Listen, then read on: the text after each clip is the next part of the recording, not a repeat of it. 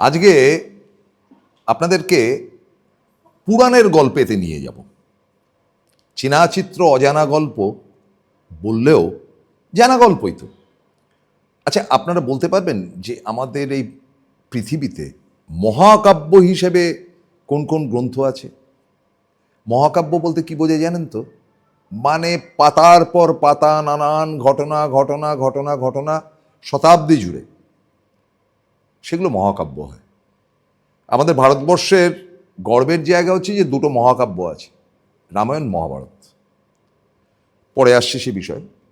এবং বিশ্বজুড়ে যে মহাকাব্যের কথা বলা হয় তার মধ্যে রামায়ণ মহাভারত এবং গ্রিকের বা গ্রিসের মহাকাব্য ইলিয়াড ওডিসি।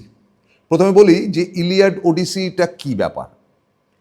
ইলিয়াড এমন একটা ঘটনা যেটা মানে ধারাবাহিকভাবে রামায়ণের মতন বা মহাভারতের মতন একটা ঘটনার পর ঘটনার পর ঘটনা, চরিত্র পাল্টে যাচ্ছে।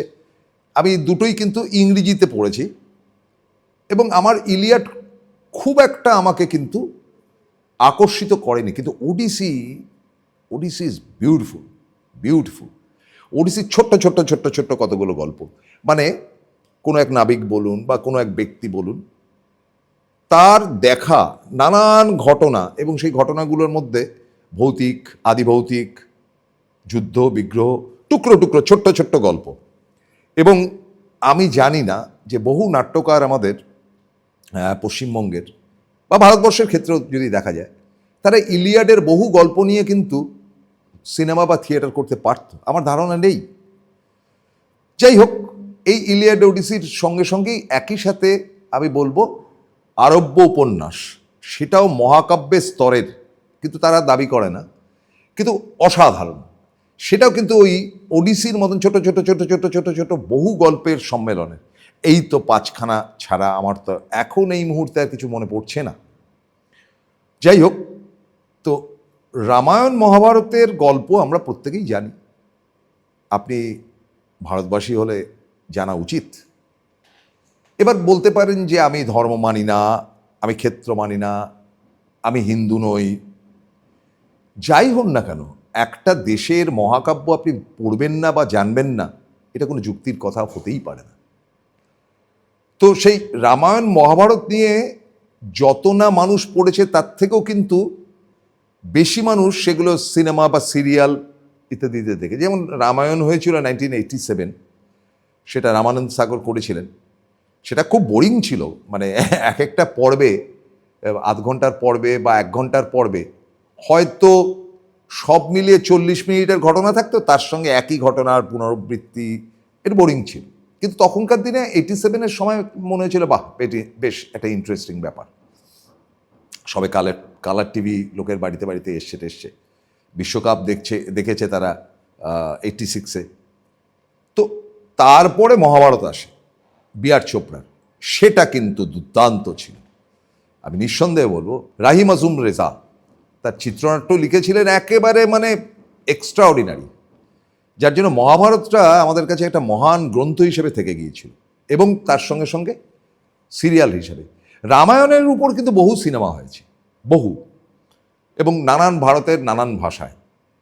আমার খুব ছেলেবেলাতে আমি দেখেছিলাম সম্পূর্ণ রামায়ণ, মনে নেই এখন জানেন, কিন্তু তখন বেশ মজা পেয়েছিলাম বলে মনে হয়। এবং তখন সেটা কালার্ড ছিল কিনা সেটা খুব একটা মনে নেই। সাম টাইম অফ 64-65 এই টাইমে বা আরও পরে হতে পারে। তো এখন নতুন আকারে রামায়ণ তৈরি হচ্ছে এবং সেটার নাম রামায়ণা, RAMANYA, রামায়ণা। এবং রামায়ণা তার টিজারও পর্যন্ত বাজারে বেরিয়ে গেছে। নিতিন এবং নবীর বলে দু ভদ্রলোকের এটা অ্যারেঞ্জ করেছেন। কিন্তু যতটুকু শুনলাম যে সারা ভারতের নানান ভাষায় নাকি এটা ডাবড হতে পারে, কারণ কয়েক হাজার কোটি টাকা খরচা করা হচ্ছে এই সিনেমাটার পেছনে, কয়েক হাজার কোটি টাকা, যতটুকু যা টিজার দেখে বুঝলাম। টিজারটা আমি দেখেছি। টিজার মানে ওই ট্রেলারকেই টেলিভিশনে যেটা সে টিজার বলছে। এবং মানে সেটা দেখতে বসে আমি স্তম্ভিত হয়েছি, সেটা ব্যাপারটা পরে আসছি। যে আমরা দেখেছি যে মুম্বাই বা আমাদের বলিউড যে পয়সা খরচা করে সিনেমা করে, বাংলাতে ধারে কাছেও নেই, তার থেকে ঢের বেশি পয়সা খরচা করে দক্ষিণ ভারতে কিন্তু দক্ষিণ ভারতীয়ভাবে নানান সিনেমা হয় এবং তারা অঢেল পয়সা ঢালে এবং সে টাকা তারা তুলে 4 ডবল লাভ করে, কারণ তারা সিনেমা দেখাতে ইউজ টু। মানে ধরুন কর্ণাটক বলতে পারেন, অন্ধ্র বলতে পারেন, তেলেঙ্গানা বলতে পারেন, কেরাল বলতে পারেন, তামিলনাড়ু তো বটেই। এবং তাদের ওখানে অসংখ্য সিনেমা হল ছিল, এখন তো সব ওই কমপ্লেক্সে, শপিং কমপ্লেক্সের মধ্যে তারা সিনেমা টিনেমা দেখছে। এবং মানে টিকিটের দাম শুনলে মাথা খারাপ হয়ে যাবে যে বোম্বেতে সম্প্রতি ধুরন্ধর বলে যে ছবিটি রিলিজ করেছিল, ধুরন্ধর 2, তাতে মিনিমাম টিকিটের দাম ছিল 750 টাকা। ভাবতে পারেন 750 টাকা, মানে অনেকের সারা সপ্তাহের বাজারের খরচা 750 টাকা। তো এই ধুরন্ধরটা মুম্বাইকাররাই বানিয়েছিল, পাকিস্তানের উপর স্টোরি, সেটা বাদ দিন। কিন্তু ধুরন্ধরের মানে যেভাবে সেটা শীর্ষে উঠেছিল, সেটা একটা ভারতীয় ক্ষেত্রে রেকর্ডের জায়গায় চলে গিয়েছিল বা চলে গেছে, যে এত ভয়ঙ্কর। তো সেটাকে টপকে যাবে রামায়ণ।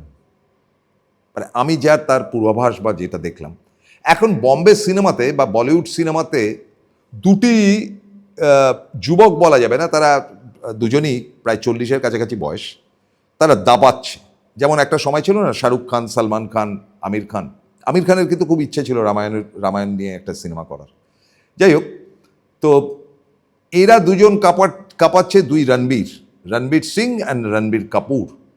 রণবীর সিং তো দুটো ধুরন্ধর করে তো বাজারের শীর্ষে টপ হিরোতে চলে গেছেন। রণবীর কাপুর খানিকটা পিছিয়ে গেছেন, তিনিও এরকম ভয়ঙ্কর ছবি করেছেন এক আধটা, কিন্তু রামায়ণ রিলিজ করার পর রণবীর কাপুর কোথায় গিয়ে দাঁড়াবেন আমি জানি না। কারণ রামায়ণের পুষ্পক রথ, একটা ছোট উদাহরণ দিচ্ছি, পুষ্পক রথ যেটা দৃশ্য তৈরি করা আছে, অনেক কিছুই তো আইটি সেক্টর দিয়ে, এআই দিয়ে করা যেতে পারে, কিন্তু পুষ্পক রথ যেটা বানানো হয়েছে সে কল্পনা করতে পারবেন না। হয়তো কয়েক লক্ষ, হয়তো কোটি টাকা দাম সেই পুষ্পক রথের।